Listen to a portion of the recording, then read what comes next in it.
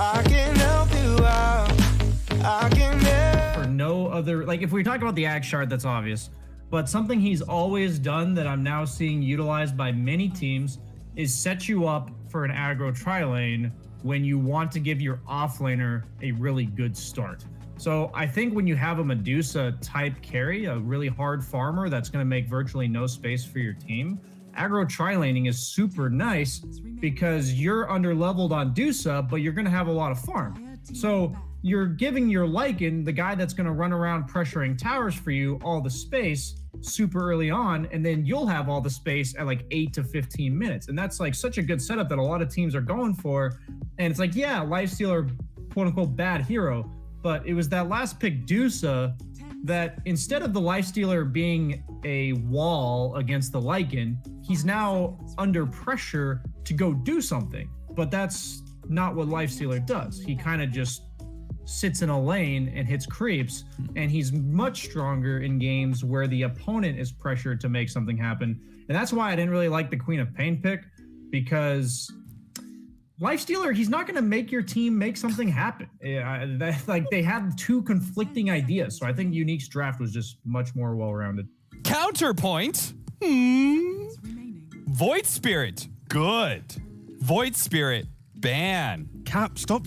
That's why Unique are better drafters. I told you this off stream, Cap. Stop using these methods because anyone can suddenly do our job. Well, these guys like to dress it up a whole lot better than it actually is. But, you know, they just want to keep, they're trying to gatekeep people out of analyzing drafting. But it's as simple as good hero, bad hero. Yeah. Hey, the more convoluted I explain things, the more difficult my job appears to be. It's very important that you make yourself irreplaceable, Cap. And, I'm figuring out one step at a time how to do that. He's trying to do it in a different way at the moment. Exactly. It's like Kyle 2.0. It's that you're leveling up. I do like the fact that Empire, though, they have the tenacity and desire that they go for the first pick DP, third time in a row now, but they pair it with a Storm Spirit. We've seen how in the second phase bans from Unique, they prioritized Gwynblade's heroes, so I like the fact that they have the confidence just to pick it. Unique, they realize that and go, okay, let's try and go for our instant mid for mid matchup. We're not going to hide anything. They go for the Queen of Pain. Should fare well in the lane against Storm, but the matchup is very volatile in the sense that both heroes like buying the Orchid, and depending on who has better efficiency on the map, Storm going from lane to jungle, Quap going from lane to ganks, whoever gets the Orchid first will suddenly be killing the other hero quite a lot. Void Spirit, good. Into Quap beat Storm. But Storm can beat. No. Can we talk about that first? Earthshaker roll. Good, yes. Quap beat Storm with Shaker. Fissure. Can we talk about that? That's why Queen we of have Pain, 3 please? independent 3. Hello, Queen of Pain, first phase pick by Unique. Yeah, that's what we were talking about. Yes. Yeah, I was breaking down T. Governor's point that he took 5 minutes to explain, which was Quap beat Storm Spirit. That was like with 4 30 Shaker. seconds. What are you on about, Cap? I'm just not used to it being so simplified, you know? Yeah, understandably, but you know, Okay, I'm revolutionizing the space. That is true. Appreciated. Using Cap style, CM, or a good global. Done. Secure More range mana. creep. Getting a bit too 15. detailed now, my Cap? I'm trying to fit in here, guys. I'm not very good. It's very hard. Cap's really a big aura right now. Someday you guys will be as 3-head as me, all right? Will we though? Will we though? All right, we got Shadow Shaman picked up as well. Seems like both teams going for their supports there. The Death Prophet is still a flex, which I guess is the only up that Empire has on this draft at the moment. Yep, correct. Pretty much everything from Empire is showing. Of course, Enkart has highlighted he can play that 5 DP if necessary. And for Unique, they go for the Enigma. Okay. Yeah, because again, Shaker roam, Quap beat Storm. So they want an independent 3. Yes. But there's no real but to that. It's pretty good. I called that like 5 minutes ago with 10 seconds. Because Shaker is good. Because Shaker good. Great. I'm sure loads of people are appreciating our analysis at the moment. Moxie definitely isn't. Shaking her head. I would love to see some big wave clearing carry right now from Empire. Look, look how happy he is. He's happy because Bristleback good? Can be good. Can be Midnight good. Can be Pulse good. good. On occasion. Brian, please help me. What am I to do? It's nice in lane against Enigma. You have the Quills as physical damage since the Enigma Eidolons have really high magic res. But also, once you're done with the laning phase, you have two options. You can either continuously run at the Enigma and take his tower pretty early, one of the few carries that can do so, or you can retreat back to stack. So even if you're a bit underleveled or underfarmed because of the Eidolon denies, you'll still be able to hit your timings. And then you're also like a Medusa, where you run in and they don't really want to use spells on you. So we saw that last game against the Enigma, and they're going for a similar idea, but more high tempo. Yeah, I love that point, really. It's the idea that this Storm already has an awkward game because, you know, Shaker is good, the Quap has Orchid, that's good, Enigma Black Hole, that's good. But the Bristleback, if he can run up into these scary areas, already tank these key spells, it's basically, do you have Echo Slam? Do you not? Do you have Black Hole? Do you not? And if Bristleback's the key hero tanking those spells, suddenly that supporting cast of Empire can come to the kind of the save, the assistance for the Bristleback. So I don't mind it at all. And the laning phase, like we mentioned already. One concern I have is if this Enigma operates solo in the lane, pulling the lane back. I like the Bristleback's ability just to be able to sit in that lane, farm Eidolons by himself, no problem. But what does the Death Prophet do? As like Earthshaker's got a thing to do, you know, which is make the Storm Spirit's life hard. Death Prophet, all we have there is stacking. Well, the key thing is, if we reference, maybe I think it was Secret played it, where the Bristleback, or maybe it was Liquid, either way, they were diving the tier ones, playing deep. They had made this like double wave, and the Enigma just wasn't able to play at all because Bristol was level 3, Enigma was level 1, just because of the aggression that they applied. And if they kind of implement that strategy, we could be seeing the issue where Unique, they don't really have an off lane who's able to even farm at this point due to that Bristleback diving underneath towers, and the supporting heroes will have to come help him. I'd like to see Unique pick up an independent carry as well in this kind of situation, just so it frees up the supports to help whatever lane is needed. Is it the mid stopping the Storm? Are they recovering the Enigma's game or what? So some sort of Juggernaut type hero. You just chill out in lane. Yeah, entirely depending on... Not Lifestealer though. Depends on this last pick, but realistically not Lifestealer, no. Lifestealer bad. Bad. Bad. Bad. Oh, sorry, we've got to harmonize. My bad, sorry. So there we go. It is a Bloodseeker for a Team Empire. What are the chances they do like an aggro tri-lane and put Bristle solo against the Enigma? I think that's one thing I was considering with their supports, because like you said, it's a little bit awkward for, like, yeah, Bristle's nice against Enigma, but what does the other guy do for you other than maybe pull here and there, which is pretty awkward if you're now laning against a CM plus last pick top.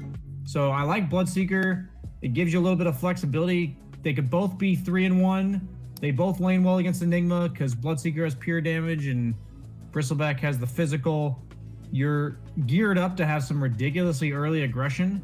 All of Team Unique's lineup hates getting ran at for like the first 15 minutes of the game. The supports aren't ready to defend themselves yet.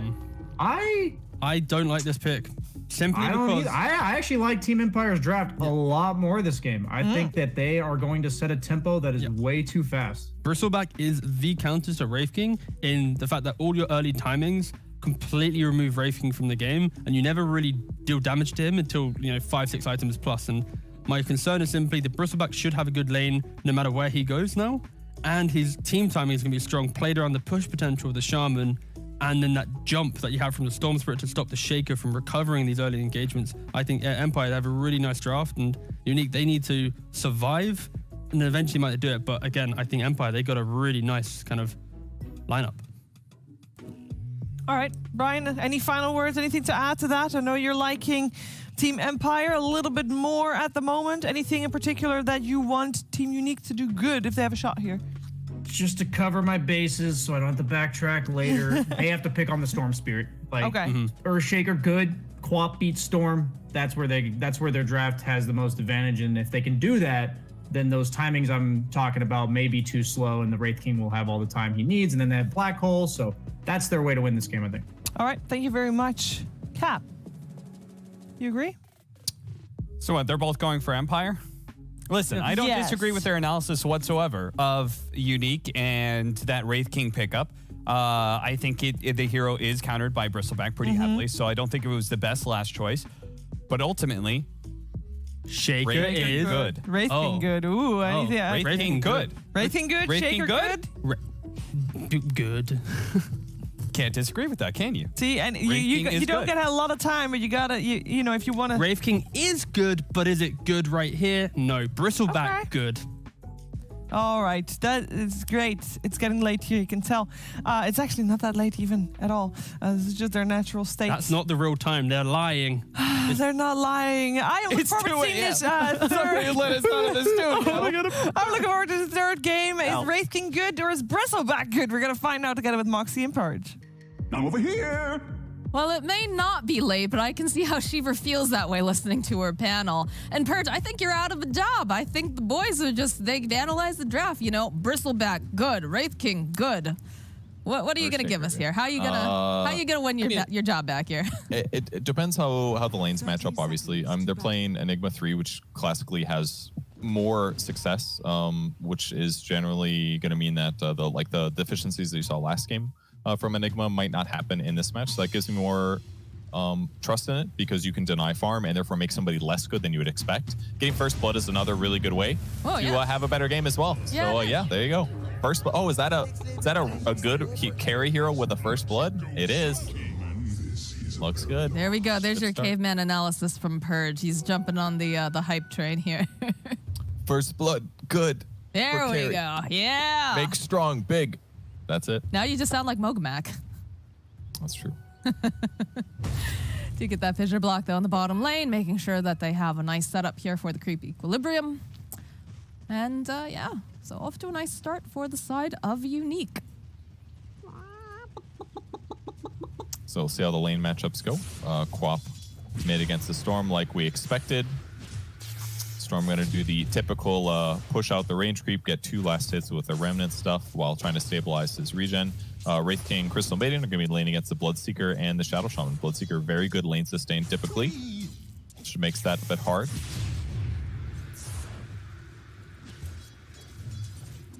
More tingles from the Storm too. Basic stuff going on in the mid lane, just spamming out the dagger, trying to chip away at his health. Nothing too exciting just yet. Everyone seems pretty content to just sit back, hit creeps, maybe get a courier snipe here or there, but not this time, not just yet. Both of the supports in the bot lane with 2 boots should make things fine. A little harassed on the Bloodseeker though. He's Just now getting 2. He'll get the lifesteal now. Or at least the heal back, I guess. Something like that. Yeah. It's like how Lifestealer isn't really Lifestealer, he's more like Life Gainer now. Yeah, just kind of like that, huh? Yep. Yeah. It's actually like technically he could like slap somebody really, if he had 0 damage, he could just constantly gain health from somebody, even if they were old and decrepit, you know? Yeah, Life Gainer. Yeah, he doesn't That's have to healer. be a bad guy, you know? He's Gainer, yeah. You know, he's it's a symbiotic relationship at that point. Exactly. Like one of those tiny little fish that like clean the shark's teeth or something, I guess, except he's not really cleaning teeth, so Slayer taking a little bit of damage here, just trading back and forth with the Shadow Shaman. He does have a lot more base damage though, as he lets the 2 cores duke it out over in the lane. Almost surely gonna have to spend a lot more on regen than Shadow Shaman. Well, Shadow Shaman did not go boots first, by the way, opting for this need to have stats and trade hits because he knows that if he just gets gone on, he might be a little too vulnerable against the Wraith King and the CM. They do have a lot of kill potential here against him. Fissure over into the mid lane. Glenblythe not looking too healthy here. He is going to go down. Bloodseeker died too. Caught that one fully. Basically, he just came into the creep wave and they used all their skills on him and he died. Wow. Wraith King good. 2 kills now for him. And this is a big deal because you're supposed to be able to stabilize your lane when you're a hero like Bloodseeker, but you know, his raw HP is okay, but between Nova, Frostbite, and Wraith King disables and right clicks, it's a lot of damage. Is indeed.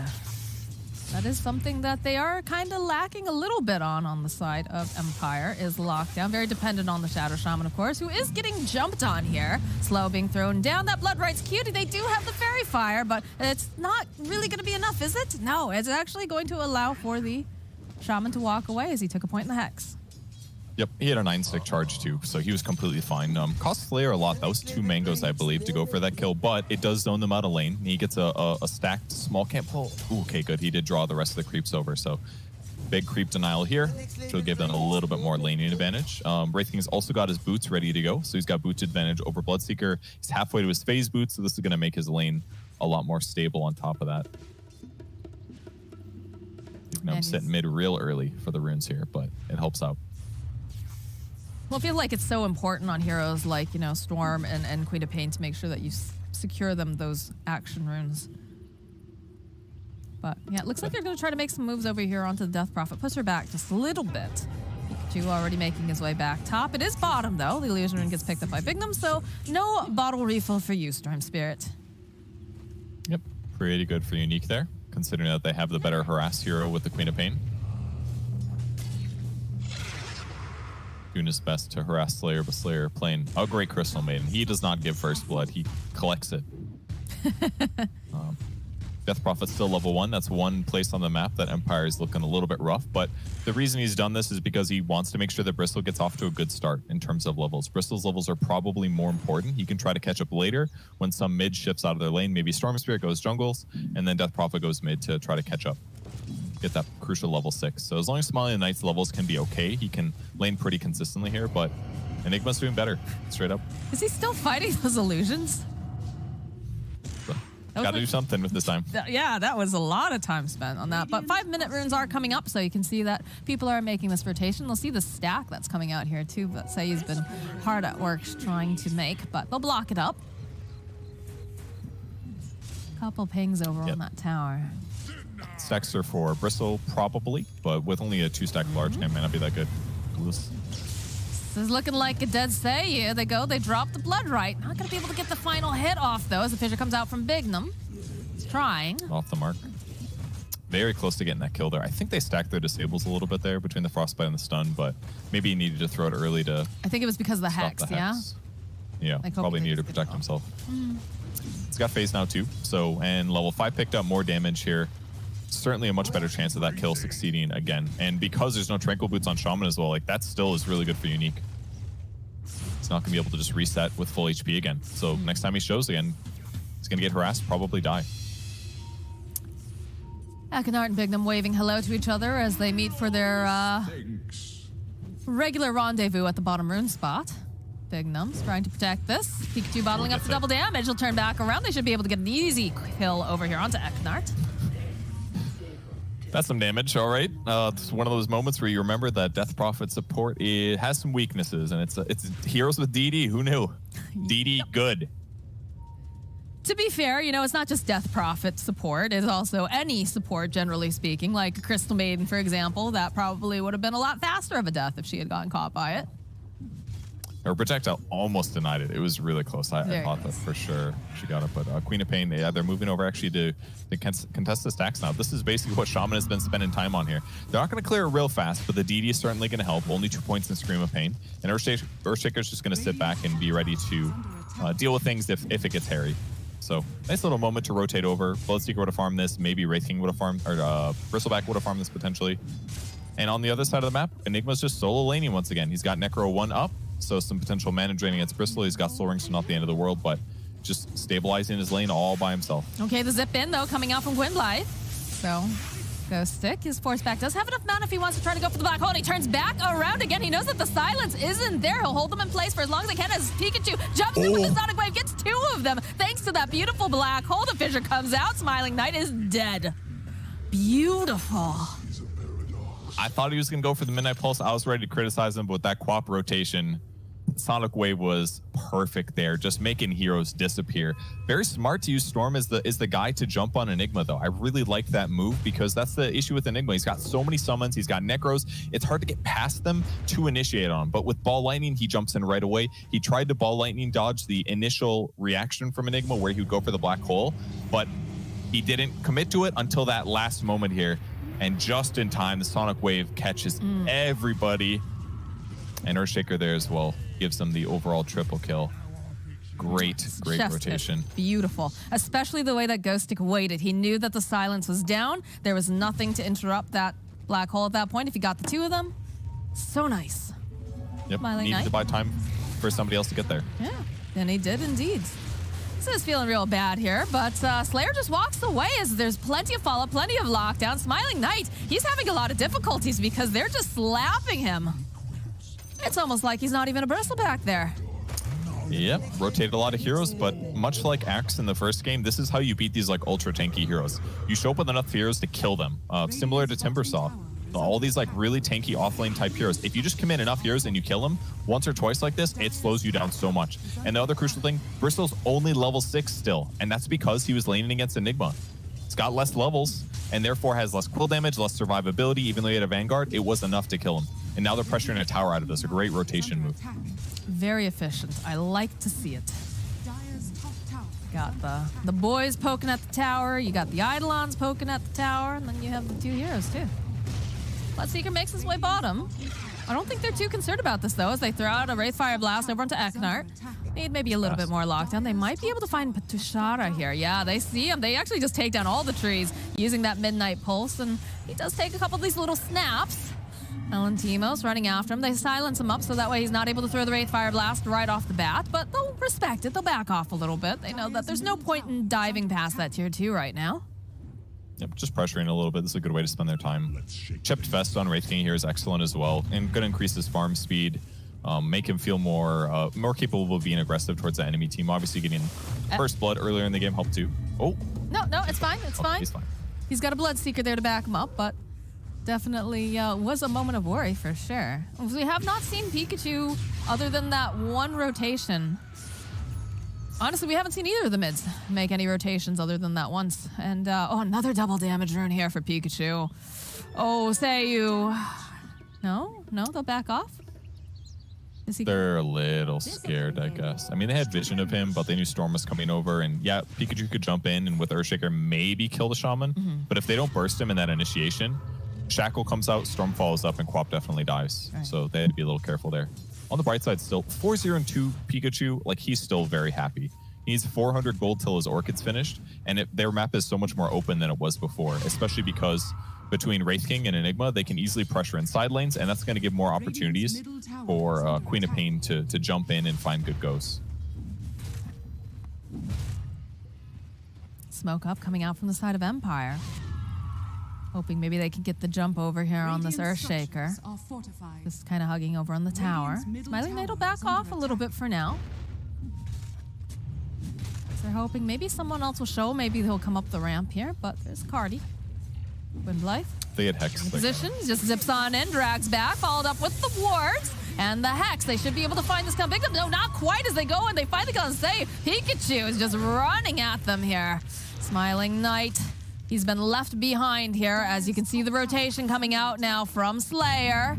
Goes, throws out the slow, has the Frostbite, and is very tanky, but not against all this magic nuke damage coming out of Slayer. Gets the kill. Slayer's owning on CM. It's like consistently playing so well, but great positioning by Bignum as well. Sits really far back there.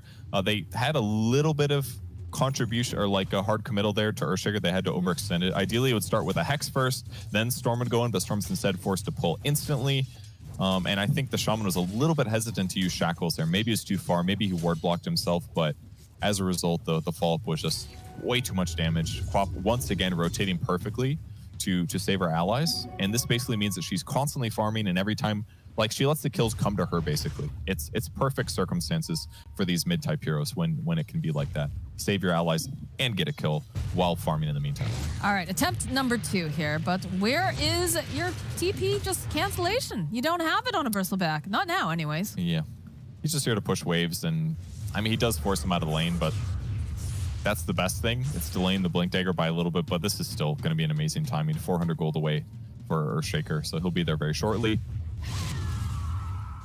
But imagine how differently that whole fight top goes if Pikachu wasn't in that position. Like, they had the wards right at the wave at the same time. They could have gotten a kill. They could have put more tower damage down.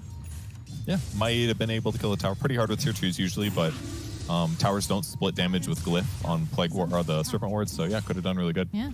Maybe they go under tower, though. They're rotating over with all their summons. They've got Necro 3 as well. Got the Shara throwing down the Blood Right. Look at this movement coming out. They're hunting. They're hoping that somebody comes forward. Say, does show himself. Gwynblythe is nearby as well. But they do have the black hole up again. You got to be really careful. Quap has like very few threats here. I feel like it's just like Shaman disables. I guess Silence is a little scary from Death Prophet. And then obviously Bloodseeker Silence. But just feels like if they make any overextends on the Empire side, the Unique's going to punish really hard. Blink Dagger's finished on Earthshaker, just 20 gold to go. Unless he dies right now, he's got a Blink Dagger. So, Smiling Knight's getting stuff on the map, but his net worth isn't like massive, so it's going to put him in a weird spot for a while. Feels like strange. they're just going to ignore him. Yeah, I feel like he should be further ahead and really be placing a lot of pressure down. And it feels like it hasn't felt that way. Like, and I think part of it is because of the way that Unique immediately rotates, right? We saw in the bottom lane, he got jumped on and they just CC'd him totally. Double damage does get picked up over here on Bloodseeker, but again, they don't feel comfortable going in on that. Yeah, you're right that it is the rotations, but also it's the Enigma Eidolon stuff. He denied a lot of experience by denying range creeps. It's that they rotated and killed him twice. And yeah, he's still farming now. They also took his stacks, so this is his first stacks he's getting at 14 minutes in the game.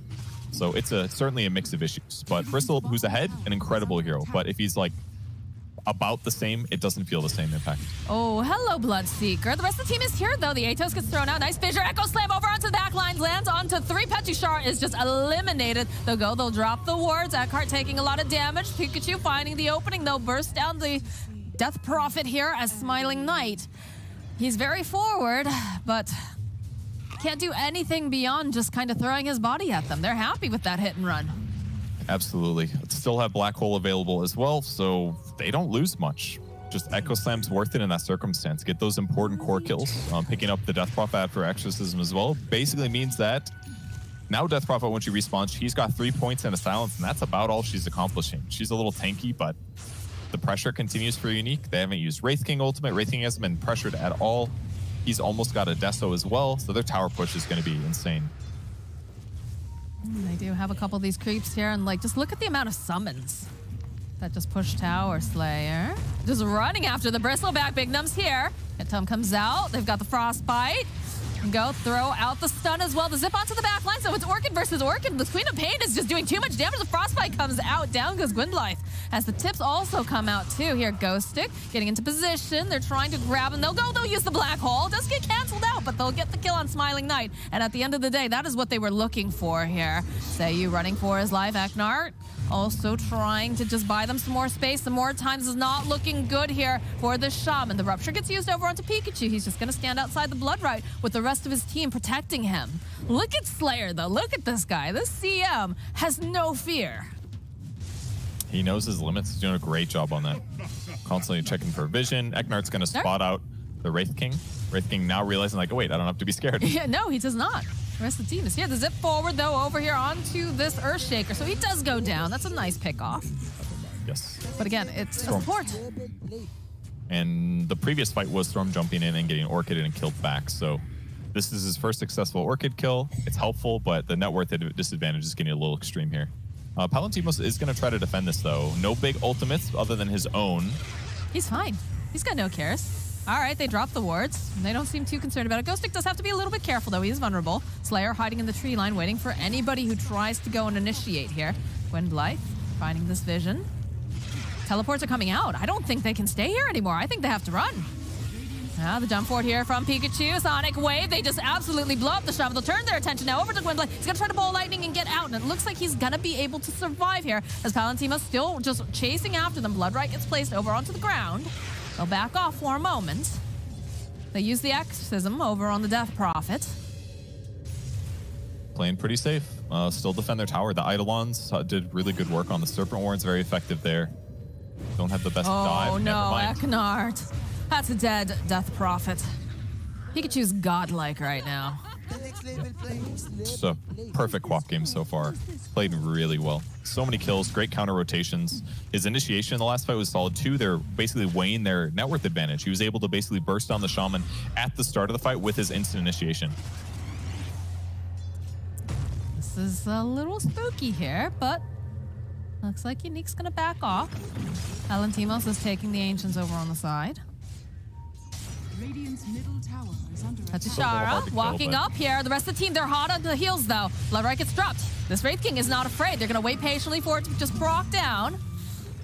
So they found themselves a Death Prophet on the back lines. The silence, the fissure. There's enough damage to take down Death Prophet yet again. As the rest of Empire, they can't continue to go forward. They haven't even burnt the reincarnation. Feels like she just can't even get close to anywhere in these fights to help the game. It's like the enigma of game 2. How does she become useful if the enemy cores are so good at jumping on her? The blink from Earthshaker plus the blink from Quap. Like if she just gets fissure blocked, 100% she dies. There's Quap's action all over the map, very heavily into the mid lane, of course. Lots of kills in front of her tower and behind the enemy tower, just making it easy for a team to solidify these pushes after getting the initial kill. 10, 0, and 5 so far. Who's the feeders on the side of Empire? Looks like, I think, or rather on Unique, it's the Enigma and the Earthshaker, I believe, are the only two who have died so far. Big feeders. Big so feeders. bad. Somebody throw the Overwatch case up, please. I think they're griefing. Dying bad. All right. Well, I mean, whenever we see... They changed the stat thing, though. I'm actually very excited. The most deaths are no longer in green anymore. It's more... I think it was yellow. It's a caution. Like, hey, you're getting too far up there. Hey, careful. If this stays yellow too long, you're going to get kicked. Yeah, you're going to get a pizza That'll party. Queen of Pain's almost got BKB. A little low on mana for this next fight. This one downside for Unique. But really, hello, they have a Crystal Maiden? she's missing about 900 mana. Good luck. There's only so much CM can do. I think you're underestimating Slayer's Crystal Maiden, my friend. Okay. Just gotta think hard enough about it, but nah. They go and they do manage to find Seiyu in the trees. It's a big old gank. Down he goes. Not much that he can shard do out there. of it.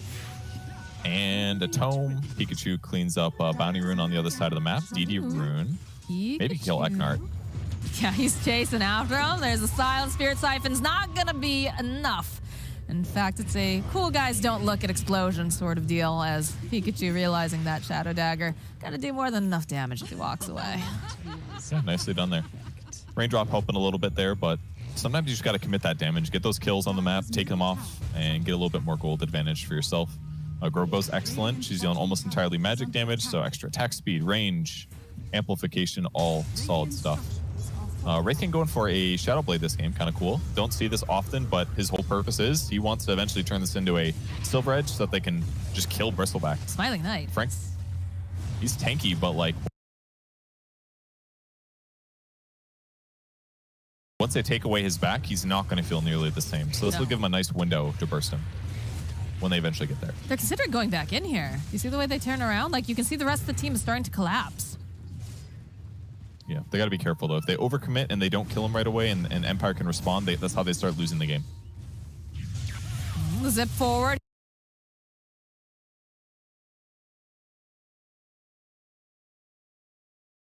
Here over onto the Queen of Pain, but not quite enough damage. Hexed up, being held into place, though. There it is. The Echo Stem over at the back. Liza cleans up Seiyu. And they're chasing after Eknart. They need maybe one more hit. The Spirit Siphon keeping him alive a little bit longer, but it's a big crit coming through. As we get the buyback now coming out from Death Prophet. Palutimus has just been allowed to run around however he likes. Big silence coming out from Eknart, but what else is going to come out of this? As they do have the Exorcism, they'll turn back around. They'll get the stun up over onto Smiling Light. They're going to be able to take down the Wraith King for the first time, but the Crystal Maiden, she's going to let it go. She's got the Frostbite up. There's so much damage. Smiling Knight.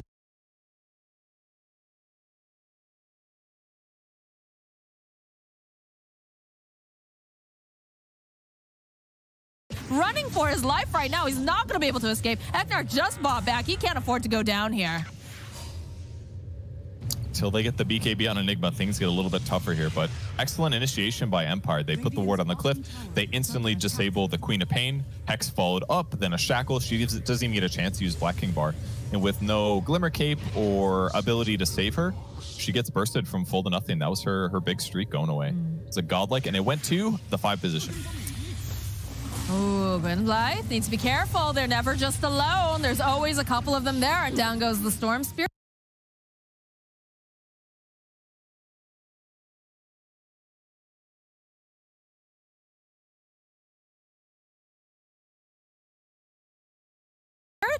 Eknart running here. Pikachu, his eyes are over onto Petashar. He might just settle for a Death Prophet instead.